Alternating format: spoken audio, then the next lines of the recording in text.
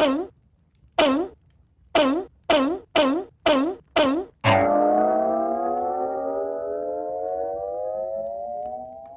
100. Taking it to the maximum. Welcome back. Should we do this one in the style of a rock radio station? Hi, welcome to the Top 100. Welcome to the Top 100 Games. Top 100 games. Of all time. Of all time. Chosen by us, three white guys. Hello and welcome to the Consolevania Top 100 Games of all time. We're going from 80 down to 71 in this edition. Let's carry on with the list. And remember, these are our favourite games. It's all subjective and all of that. Let this train go by. And Jerry will begin with his number 80. Straight in at number 80 for me, I'm going to go for Ghouls and Ghosts.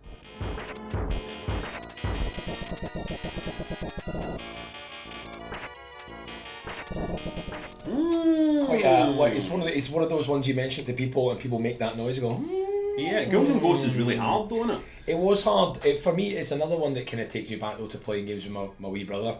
And weirdly enough, I got to meet the guy who made the music for it. Mind I was working for Channel M. Tim Fallon was the guy we met, and he produced the music for what version? For the 64 version or the Amiga version? Or the no, for 64. Nintendo 64. Yeah. So and it was interesting to get to talk to him. He said he's had people get in touch with him for years saying, like, your music, it takes me back to playing, me and my brother playing on the computer and all that kind of thing. And like, it just had a cool dark vibe to it as well. You should have pushed him down the stairs, so you could have seen Tim falling. Absolutely. Ghouls and Ghosts is a great pick. Hi. I'll go for my number 80 now. My number 80 in the best games of all time is Gabriel Knight 3.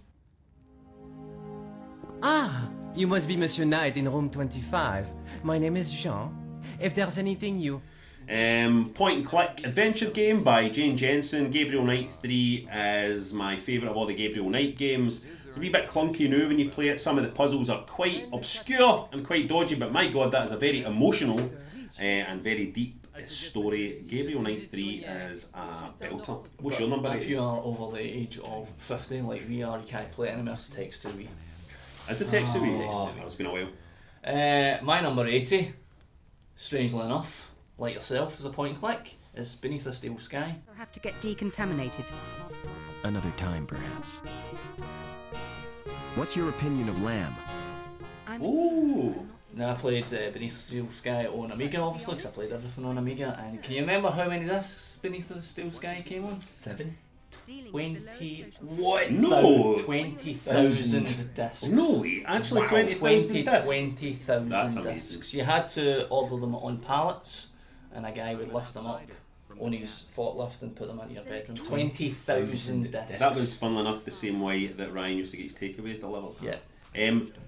I'll say this about Beneath a Steel Sky. You can get it free now, I'm pretty sure, for anywhere. Yeah. You can get it absolutely free. And it's There's only a wee baby's 40,000 walking by the discs. window. It's Cute, really? So cute. Sorry, a child just walked past. It's not as I've played it fairly recently. It's not as expansive as you would expect a game to be now, but it's a great funny atmospheric experience. See, when you're playing the discs with at least in numerical order, because some games were mental, at least you knew you were onto that bunch of discs. Now, some of them you had to then jump back to 7, then up to 14, and then Monkey Island. But it's mad to think, because it was like 23. Was it as much as 25? that? Oh, there's loads. Because I remember it's mental how short the game is, that there was so many. I remember Monkey Island being crazy amount of discs, but I don't remember Beneath a Steel Sky. No, I think that was one of them. You may be okay, right? That may be a record. Find out, Google it now. Yeah, Find out which Amiga game had the most discs, and keep the information to yourself. It wasn't on a record, it was on a disc. Jerry, what's your number 79? Number 79, and this is going to be one of those ones where you judge me. You ready to get your judging faces on? Afterburner. It's Assassin's Creed. No, you won't. The first Assassin's Creed. The first one? Yeah, the first one. The worst one? No, it's not the worst one. The worst one's Origins. I've just played Origins recently, and despite all the hype and all that, that's actually the worst one. I really enjoyed it. I just like the style. It was back when I used to like the story of Assassin's Creed. Now it just drains me. But I think it's worthy of being in. What is the story of Assassin's Creed? Yeah. Right. You're in the future, aren't you? And you're Aye, travelling it's the back past. in time. The moral of the story is, don't think you're in the past, because you could be in the future. There They're you go. using That's a DNA message time for- travel. But that's just, I can't believe Assassin's Creed's on this list. 100 best games of all time. I mean, it's just I can't believe you wouldn't put it. Why would it have so many? It would keep coming back. Why does it keep coming back? because people are idiots. Well, they are. People are idiots, and it's in the top 100. What's your number 79? It's number 79. Warcraft 2: The Dark Saga.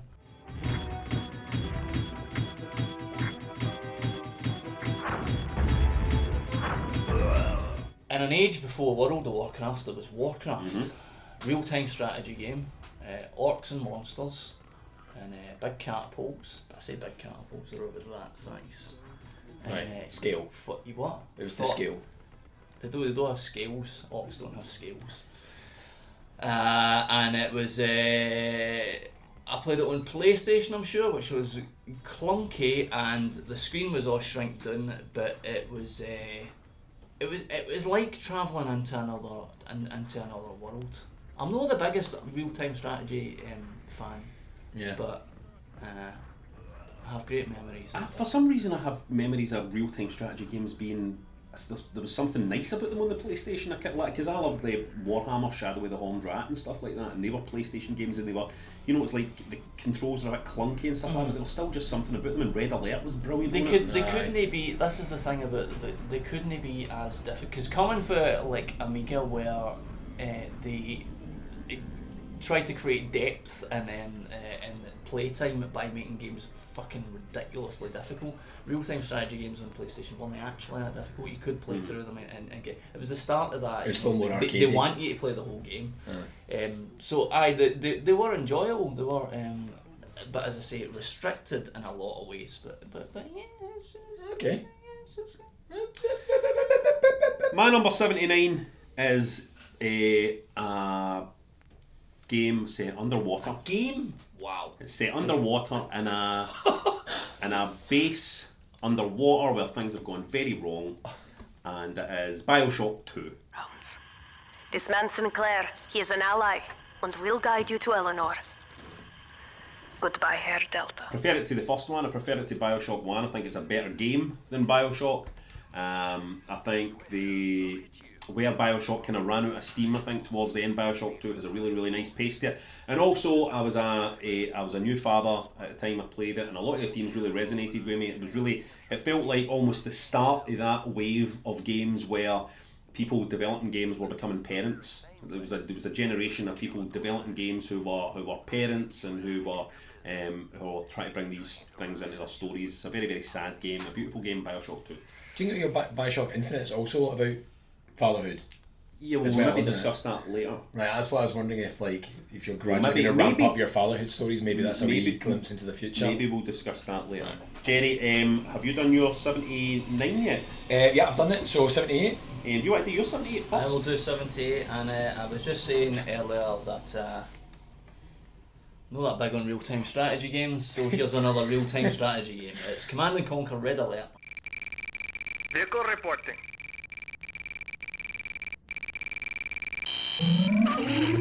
Wow! Oh. How weird we just mentioned that. With the funnest cutscenes of all time. Yeah, you get these really rubbish Russian men, and again, it's restricted to a certain degree. If you play it now, it's restricted. Is this PlayStation? Yeah, PS1, I would say. And you could link the two PS1s up with link cables, remember, and play against each other. I never did that. I did that. Me and Kenny used to do that. We'd turn the tellies. I would have one telly here, and he would have one telly there with two PlayStations linked up and play Red Alert against each other. You And had that two was amazing. tellies? Two tellies, man. Telling you. They were that size though. I was going to talk about multiplayer later when I was talking about another game that's coming up. But no, I'm gutted that I never tried that. But I'd give Never too late, mate. Exactly. Pylons and fucking. It was good. It's never too late. Maybe that's something we could do for the YouTube channel. If you're Special. interested in seeing let's that. Maybe. 78. My number 78 is a Commodore 64 game. And it is called Mad Doctor.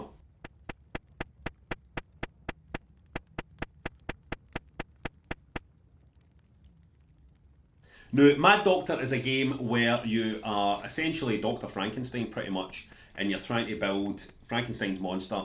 And this is like the darkest game that existed on the Commodore 64. You would have to go into the town, you would cut bodies down for the town square of criminals that had been hung to get body parts after them, but that would be like bad body parts that came from an evil guy, obviously, and you would go to the cemetery and you'd dig people up and you'd try to avoid. You'd have to get back to your castle with body parts that you'd dug up without villagers catching you and stuff like that, or they'd hunt you down with their flaming torches, and you had to build in your castle. You could capture people and use their parts, and it was horrible. It was a horrible game, but what an amazing mood, an amazing tone, a game that I would still play today, and I played just recently actually, it still stands up. Mad Doctor, Commodore 64, not that many people talk about it, but man, it's one of the 100 best games of all time. That's so dark. I've never heard it before, and I'm a wee bit worried that it doesn't actually exist. It exists. I was like, I was going, I've never actually He's played it recently. Don't worry, it exists. It definitely exists. It definitely exists. You're number 78, Yeah, Jerry? well, I'll lighten the mood anyway. I've got a few football games in my top 100, and we were talking before about when football games went from being something that just, some folk just play FIFAs or just play Pro Evolution and nothing else on their consoles. That didn't used to be the case. Back in the day, people, football games or any sport games would be in the mix. And for me, this is one of them, Fever Pitch Soccer.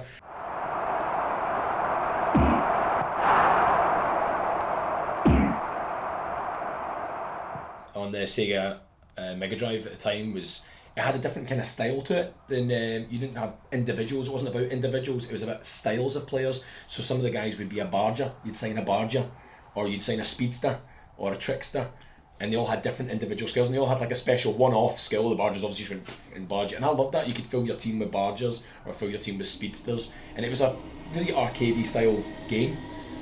I'm from a different generation. What was it? You guys Was there a commentary in that?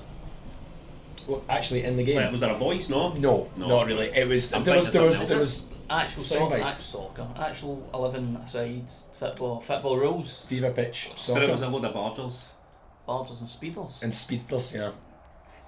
Okay. Just Go play it. Number 77. I'll go first with number 77. My number 77 is a Sega game. It's a game that came out on the Dreamcast. It is a rhythm game, and it's Samba de Amigo.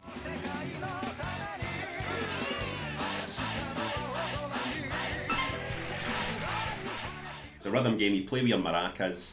It's just a big burst of colour, amazing tunes, and the technology works absolutely perfectly, and it's just an absolute delight and a laugh to play. You dig it out any time, even today, and people will be blown away by Samba de Amigo. That's my... What else do I need to say? That's my number 77. Have you still got it? You still got your big pack and all that? Still got your maracas? Get it sold. Great, amazing game. Never Get it sell sold. that. Never sell that. 77, Jerry. Is it back to me? Yeah. One I'm going to go for now, proper classic. We've mentioned a few cabinets in the past. Here we go. Is it the IKEA Skellig? It's not. It's although a very good cabinet. Well done for having a cabinet on standby for that joke. No, this one's a classic cabinet. It's great. It's a beautiful looking cabinet as well, and you can rotate as well on 2 axes. Afterburner. There's not much more needs to be said. Afterburner.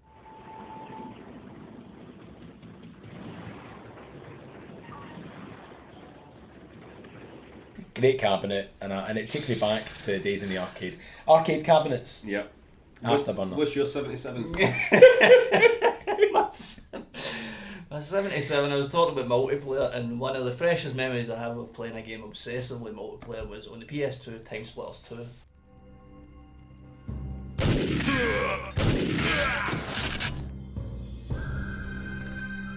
Yeah. You got these really even on my list. You hear ones, you go like, nom, nom, nom. really cracking, unusual art style to the character designs, and I'm not a big FPS fan, but I've played it loads and loads and loads. I don't think the level design was as good as you get them nowadays, but as I say, it was just like it was a fresh new experience, wasn't it, playing against all the guys that were much better at the game than I was. TimeSplitters is a good one, by the way. There's a IP they should bring back Oh, aye, for the dead, definitely. because that was a great fun game. Remember, I used to do loads of kind of bonus challenges, like smashing windows, and there was all sorts of cool stuff. Smashing on windows. Smashing windows. Number 76, Jerry. For me, I'm going to go for... I'm not a big fan of beat 'em ups generally, but Mortal Kombat's got to be in there.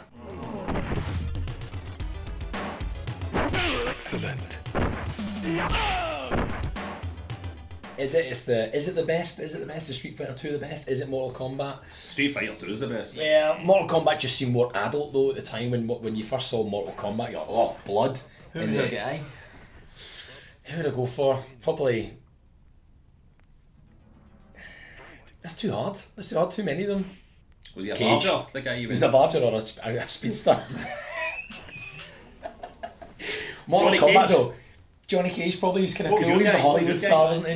Raiden. Right. Well, because you're kind of Ryan. Probably wouldn't know. For me, it was definitely Scorpion. I was going to say Scorpion. Yeah. Get over here! I like to go the annoying guys in fighting games. Yeah. It's a pity that this table's so tight against us because we could recreate like the special move at the end after you've won the fight and then you need to do your fatality and it's just look. Because you can't remember. What was it? Was Liu Kang as well? Wasn't it? Did he was the one that went. Does he do that? You can't do that. Oh, you remember the first time going to seeing an arcade version and someone knew the fatality, first time seeing it, like, well, he knows the fatality, and people are like, guys, he's going to win, and people gather around, and you're like, fatality, whoa! Yeah. That was the past for you, though. I even like the later ones, to be honest.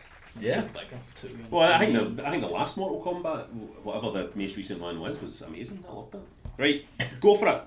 Number 76 is a Dreamcast game. Maybe a wee bit low down the list. It's Rez. Oh, what?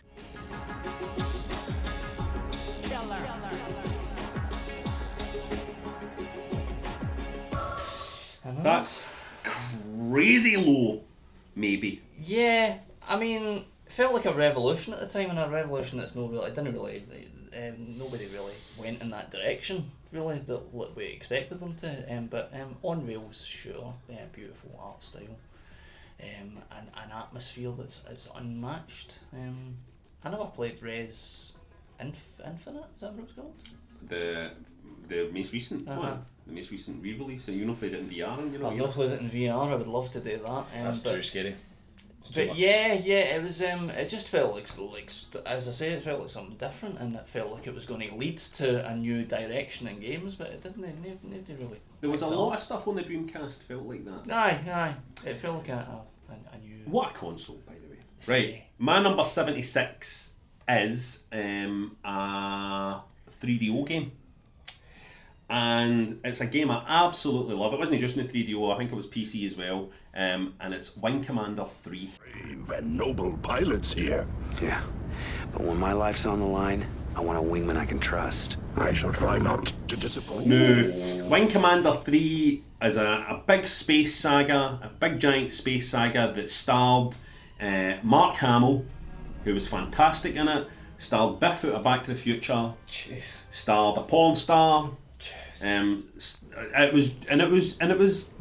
I'm being serious here. Netflix would commission that right now, wouldn't they? A great game wrapped up in some great FMV scenes and just an amazing package. Wing Commander 3. It's one I'd really like to stick on.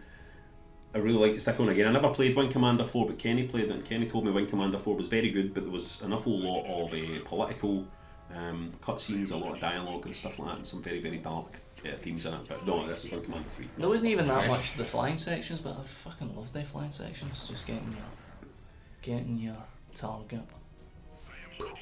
Yeah, and also being able to like tell your wingman to do this or do that and give orders, and great game. Yeah. That was my number 76, Wing Commander 3. I'll move right on to 75. Okay. Right here, my number 75 is another 3DO game. And it is the astonishing, maybe I've put this too low, I might have put this too low because I really do love this game. It's... Big Mahonas. You don't know, it's big now. It is Space Hulk. Brothers! They're getting closer. Oh, on the 3DO, where your Space Marine Terminators are moving around a giant Space Hulk, trying to manoeuvre past each other. The Gene Stealers are coming, the Blips are coming. Leonardo, get out of my way! And they're moving around trying to... And it's a very, very scary game. They've made Space Hulk games since. They've all been shite compared to the original and best Space Hulk on the 3DO. I felt like saying the way you said the Dreamcast was a great console, I feel like saying the 3DO was a great console. I mean, the good games in the 3DO are so good. Yeah, but it is a great console.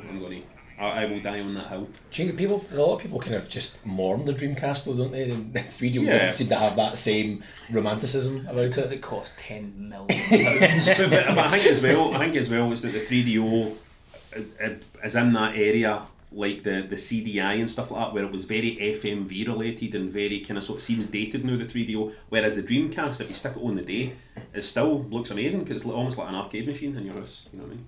Austin Sorry, Thanks. move on. 75, Jerry. 75, probably arguably a little bit low down as well. It's so difficult getting the numbers right on this, isn't it? But do you know what? It's there. Okami.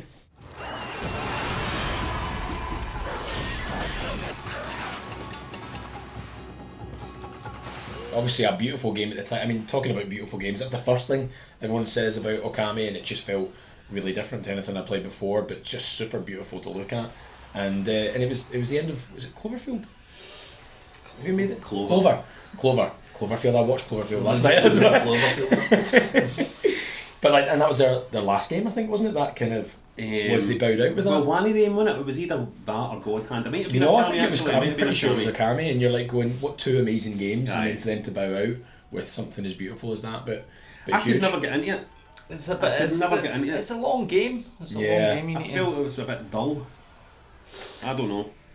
Well, so I'll say again. But I would you like to can try just it slag again. it. Like, No, this is. no, I say I would again. try it again. I would like to try it again because I'm probably wrong. I just bounced off it. I think. I don't know whether, because I haven't played the HD on PS4, but I don't know whether they did anything with the combats that we know with the paintbrush. I don't know whether they improved that in any way, because it never quite worked. It was a nice idea, wasn't it? It was one of those when you actually played it, you're like, it's not as actually It's like gratifying. pressing pause all the time. I mean, I'm I pretty bought- sure I said that in video guide. I bought it again. I had it on the PS2 and I bounced off it, and I bought it again for the Wii to try it again because I think they did the drawing bit with the with the Wiimote, but I still never played it properly. It's beautiful. 75, you? 70. Looked. So 75 is the reason why. Remember the Amiga game Biplanes? That's Yeah. What, this game is the reason why Biplanes isn't on my list, and it's Luftrausers.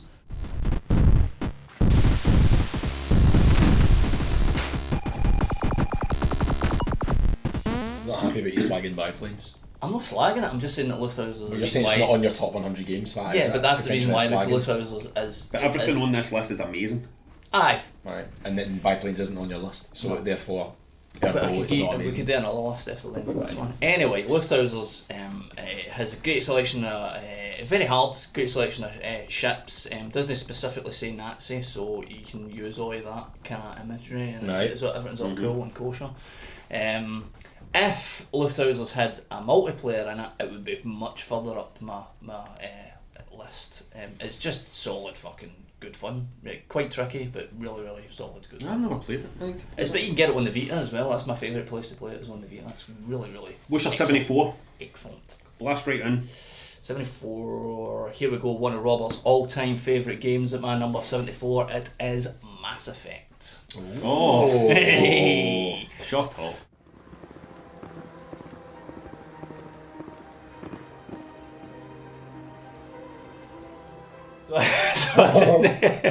You do find yourself saying that quite often in Mass Effect as well. Shut up, mate, shut up. Just let me mine for fucking minerals or whatever it is. So I never, strangely enough, you can see that Mass Effect 2 is an improvement on Mass Effect, but for some reason I have more affection for Mass Effect, probably because it's more boring. So what a great. Are you saying Mass Effect 2 is not further up in your list then? You are? So Mass Effect 2 doesn't make an entry No. further up? No. Mass Effect, that's it. It was the introduction to that universe, and I just enjoyed going to all the planets. Fucking really relaxing, just going to all the planets and looking for shit and. Excellent, very exciting. It was immersive in a very boring way. Yeah, I feel like mining for minerals. What's your 74? My 74 I can't believe Mass Effect's on the list of 100 best games of all time, I guess. Yeah, I think that's more than fair enough. But I'm going to get a lot more exciting. I'm going to go straight in with Golden Axe. Boom. Golden Axe? Boom.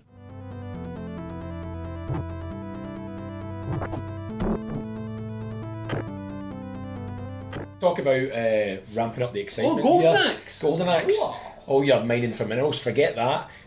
Just about how do you fancy whacking and thwacking your way through several different levels with a choice of one out of any 3 possible playable characters, all with a different dynamic. Hold on, wait a minute. One with loads Three. of life, three different playable players. You can have all the different options: a guy, a girl, or a dwarf. You can have all them, and there's different energy bars, and you it's kick a goblin. classic. You kick a goblin. You've got to collect those wee pots and power up. And when you powered up, that was the key thing. And the dwarf could power up easy, but he didn't have as strong a power up. The warrior was kind of where it was at. Golden Axe is good, isn't it? I mean, it's weird, isn't it? Because Golden Axe is good. I think so. It's been a long time since I played it. And imagine when you've taken on a couple I of remember it being expensive. That's what I remember. Expensive? Yeah, in the arcade. Expensive. Oh, to play in the arcade. My number 74 is a Game Boy Advance game, and it is WarioWare Twisted.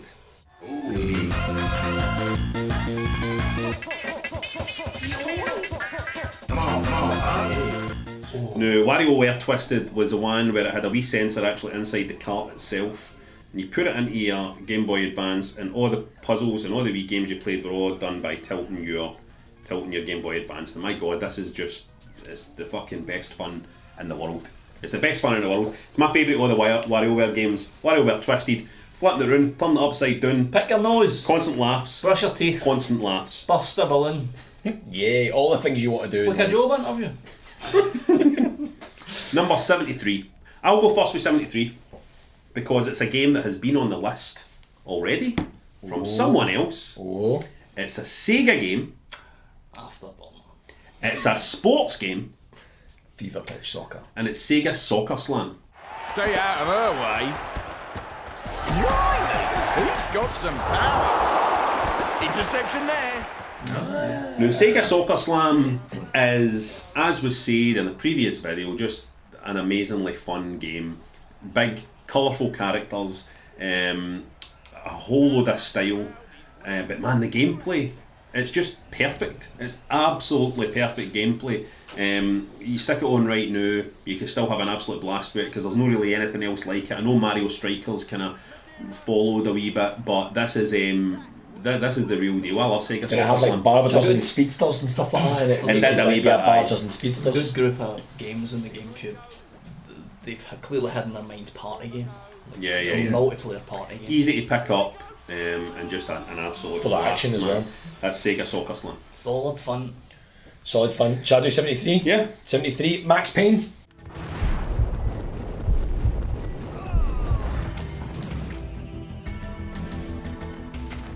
PS2. Now I don't know.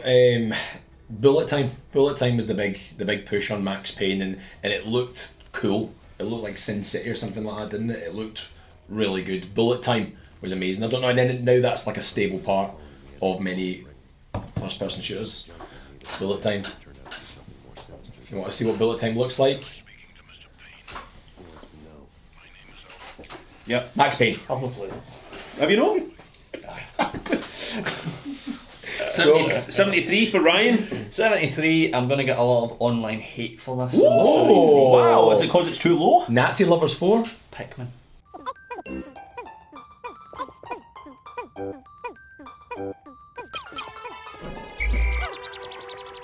Why are you going to get any hate? Well, I thought people are very fond of the Pikmin series. I do enjoy it. I do enjoy the charm. It's not on my list. It's not on it at all? No. Really? Well, that makes me feel a wee bit better. It's just it's a very, like one of the, I mean, I'm so old I can remember when it was a new franchise, and I was like, here's a new franchise from Nintendo, and it was another they've done it again moment. It was not just a new raft of new characters, and it's just very charming. It's a very charming game. Charming, good, fun game. It's almost like a real-time strategy game in a sense as well, isn't it? Yeah. From he who hates Disney really like them. Never played it. Have you not played Pikmin? No. What's your Am I missing out? What's your 72? My 72, Chaos Engine.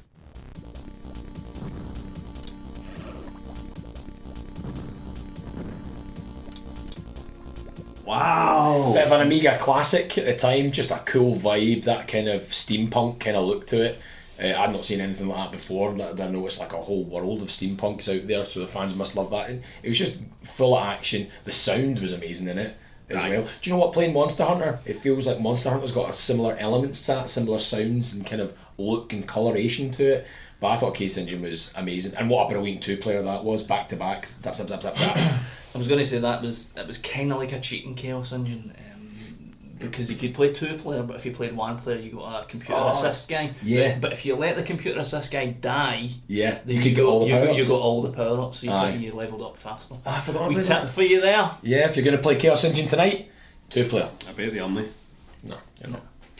What's your 72? 72 is a PS1 game, but originally in Japan, Saturn Dreamcast. Saturn, there must have been. Grandia. Yes, sir! Bloody Rose Squad, you take the east. Well, it was only out in Europe on the PlayStation, I remember that much. But it was the same, a lot of the same team that did, the Lunar games. So Yes, Silver Star Story and all that. So there's a similar look to it, but it plays differently. It's got the kind of active turn. It is kind of turn-based, but it's kind of active turn. But it's just a very beautifully colourful game, and quite light-hearted. And it's still, I don't know enough about games to know the reason for this, but graphically it's still pretty solid looking. A lot of JRPGs are a bit of an eyesore to look at now, but Grandia's not one of them. So it's just a very light-hearted, very beautiful, colourful art style, and a good fun battle system in it. Lovely. Yeah. And probably the best of the series as well. Grandia's the first one, best of the series. That's like a lovely review of a game. Yeah, it is. Do you know what I mean? That was a lovely... Well done, Thanks, Ryan. Thank you for that. It was a lovely review. You asked if I would recommend Pikmin to you. I don't know if I would, but I would recommend Grandia to you. I think you got in a lovely little add-on. That was lovely. My number 72 is a Wii game, and it was one of It was one of the Wii games that came late in the Wii's life, and it's a game called Pandora's Tower.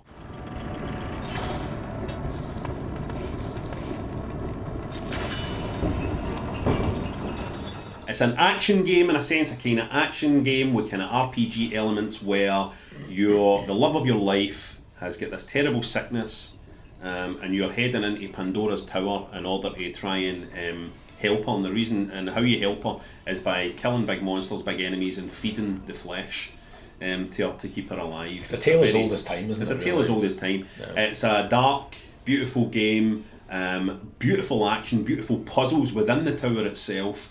A kind of Castlevania kind of vibe to it a wee bit, a kind of Rygar feel to the way it plays. It's a brilliant game, Pandora's Tower. A lot of people slept on this one. A lot of people slept on Pandora's Tower, but I would like to see it. If ever a virtual console comes to the Switch, I would hope a lot of people will rediscover Pandora's Tower. That's my number 70. It's another one I've not held it. I'm not entirely sure it exists. Yeah. Have you played that recently as well? Yes, I have. I had it on a couple of weeks ago just for a wee look, a reminder. 71, guys. Last one here. Well, I'll go for my one because it's a little bit awkward. This is a little bit awkward. Mass Effect 2. Near perfect mortality rate. It had to be created in a lab. And since humans are the only species not... So it's a little bit awkward hearing you throw Mass Effect in the same bunch. It's a little bit awkward. It's all preference. But weirdly, for similar reasons, I like it as well. I like the story. I quite like the chat. I like the routes that you could take, the way that you can evolve it. I too mined for ore until my batteries died. I don't think that's the idea of the game. Is to just go and find planets and just mine for ore. Just like shagging aliens. Quite like shagging aliens. Worf from from Star Trek's in it. That's pretty cool. So there's all those kind of elements to it as well. And I just enjoyed it. I enjoyed the battle systems in it as well. But it just felt a bit of an upgrade. Have you played any of the Mass Effect games? I tried Mass Effect 1. I didn't really like it very much. And Mass Effect 2, I think I don't even think I've played Mass Effect 2 at all. Imagine no being best pals with Krogan. Yeah, I know. Like, exactly. You need to be at some point in your life best pals with Krogan. Krogans are alright. My number 71 is a GameCube game. I'm going way back to the GameCube for this because it's my favourite version is on the GameCube, and it's Animal Crossing.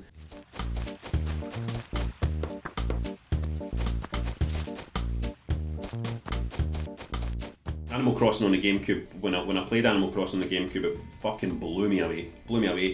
When you bought the game, it came with a memory card. It needed its own memory card, so it came with a memory card. making friends with villagers, as you all know, that original version of Animal Crossing though on the GameCube just had so much content in it that some of it's been stripped away. You would have your own wee Nintendo system, you could play old games like Balloon Fight and stuff like that. People would give you Nintendo games as presents. And it was mind-blowing. I can just remember being in my room and showing people the game and going, well, wait, what do you mean if you get up early for breakfast and you put the game on, it's breakfast time in the game as well? It blew people's minds. You could hook it up, you could hook it up to the Advance, is it? You could hook it up and then go and visit. You could use it up and go on the wee sailing boat across to the island on the Game Boy. I mean, that's beautiful. It really is. Charm. 71. 71 was a game that came out probably around 91, and it was free, and it was for the Amiga, and you'll know it, Jerry. I think you know it as well. It's Extreme Violence. Oh wow! Yeah. Bingo. Gave it away free on. They gave it away free on. I think it was Amiga Power. Gave it away free with their magazine. And it's just a two-player game with a top-down 1v1 guy, and you got different types of bullets. You could shoot through walls, or you could shoot around corners. Bouncy bullets and stuff. Bouncy bullets were a nightmare. But it was just I don't know. It was just solid entertainment. And just solid gameplay. What a brilliant game! Played it for weeks and weeks and weeks, and I actually forgot to look up who made it. But sometimes you'd spawn inside, like trapped inside walls. That was the only problem. But for a free, that I would argue that was maybe the best free game.